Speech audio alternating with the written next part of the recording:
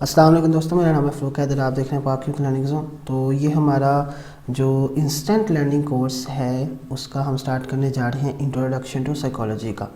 तो ये instant learning course के बारे में बताता चलूँ। इंस्टेंट लर्निंग कोर्स का मतलब ये है कि उसी दौरान आपने लेक्चर के दौरान इंशाल्लाह आपको सारी चीज़ें इसमें मिल जाएंगी।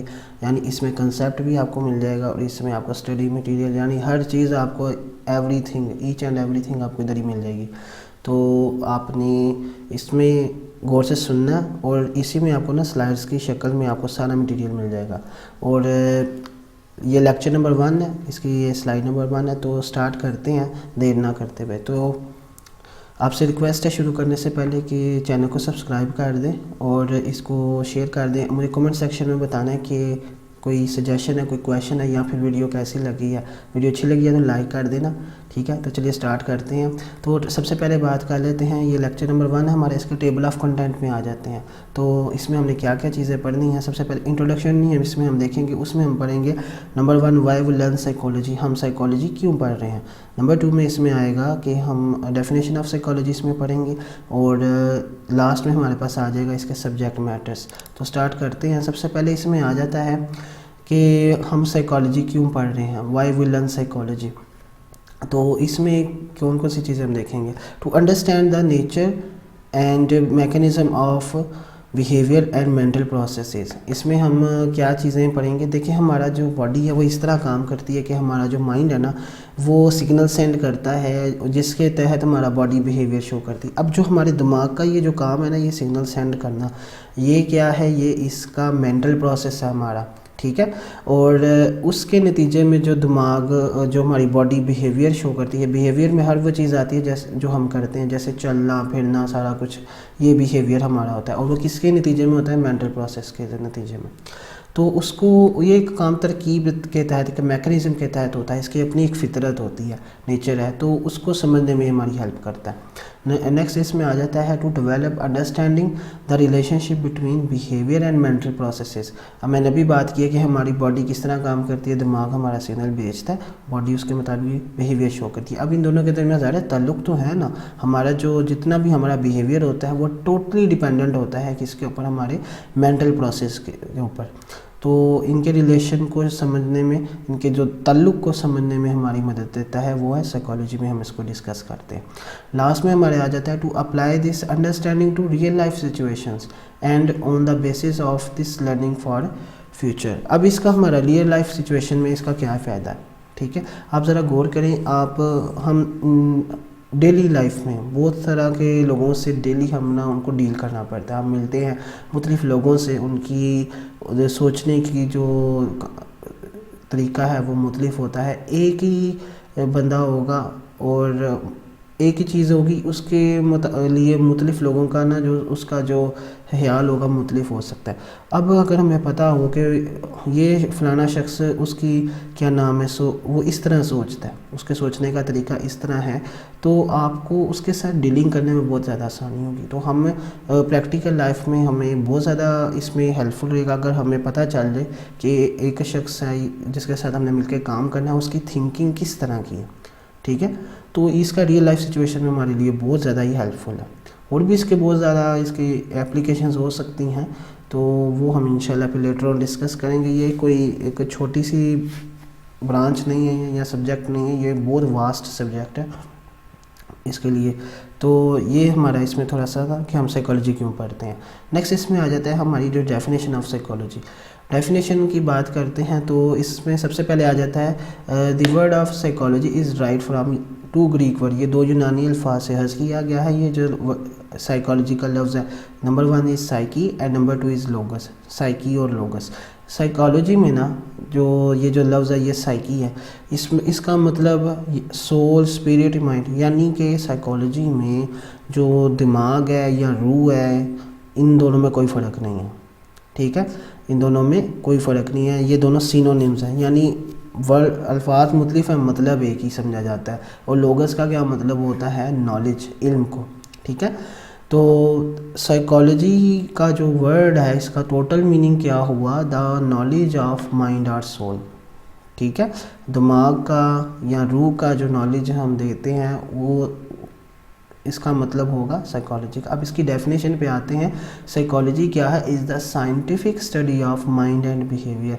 ये एक साइंटिफिक स्टडी है। हाँ जी, ये क्लियर करता जाऊँ, साइंस की ही ये ब्रांच है, ठीक है, साइकोलॉजी। इसमें हम एक्सपेरिमेंट्स भी करते हैं, ऑब्जर्वेशन भी करते हैं, और उसके थ्रू जो हमारा हमें जो नॉलेज गेन होता है, that is the scientific study, ठीक है।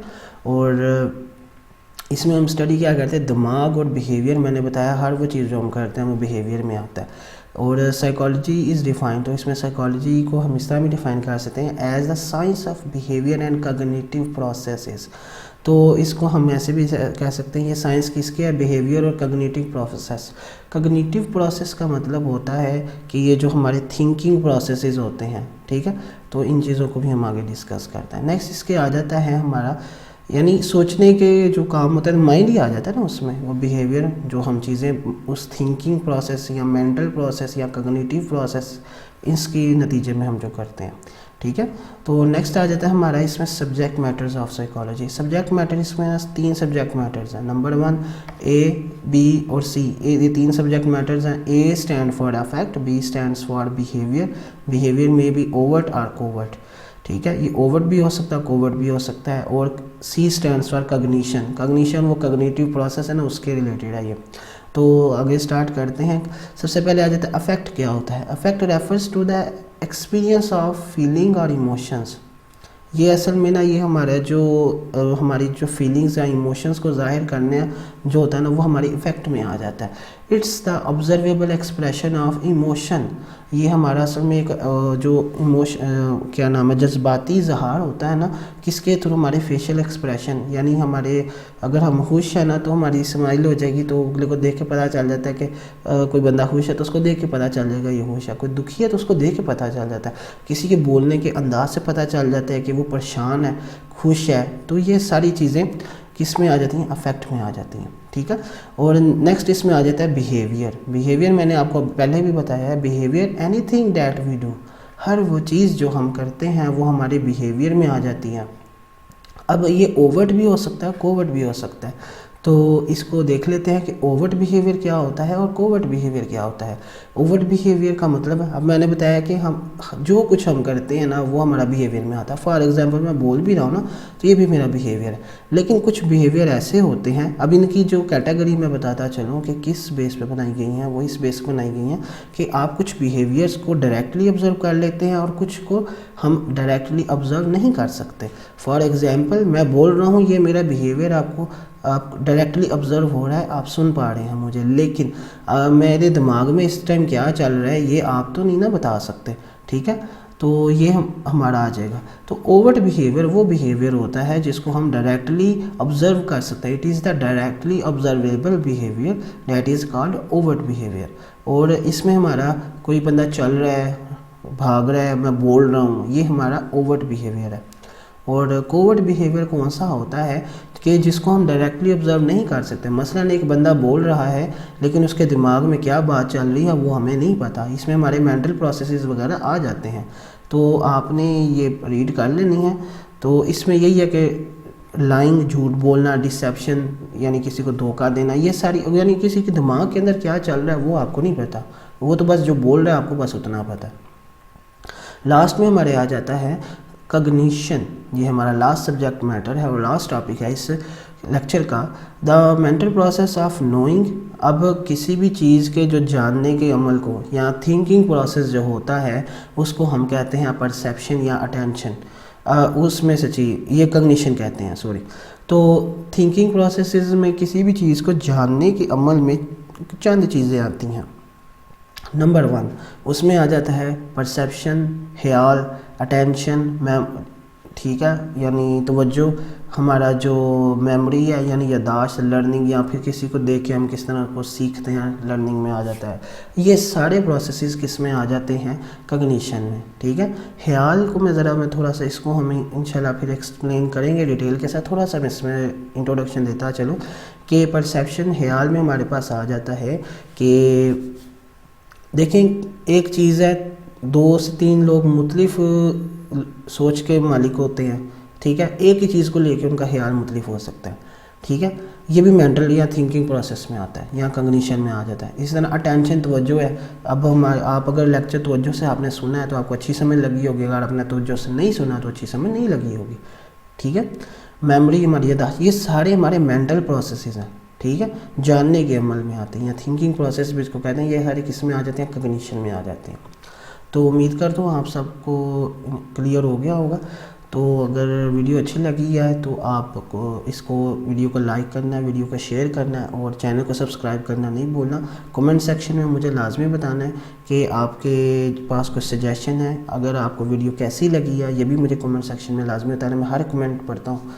और ये हमारा क्विक कोर्स है, इसको स्टेप बाय स्टेप चलना है। ठीक है, तो मैं कोशिश कर रहा हूँ कि ज़्यादा से ज़्यादा आपके लिए सिंपल हो, हर चीज़ इधर ही अवेलेबल हो जाए आपको। तो इंशाल्लाह फिर मिलेंगे नेक्स्ट लेक्चर में। तो अपना ख्याल रखिएगा और इंशाल्लाह मिलते हैं फिर। तब तक के लिए अल्लाह हाफिज़, शुक्रिया।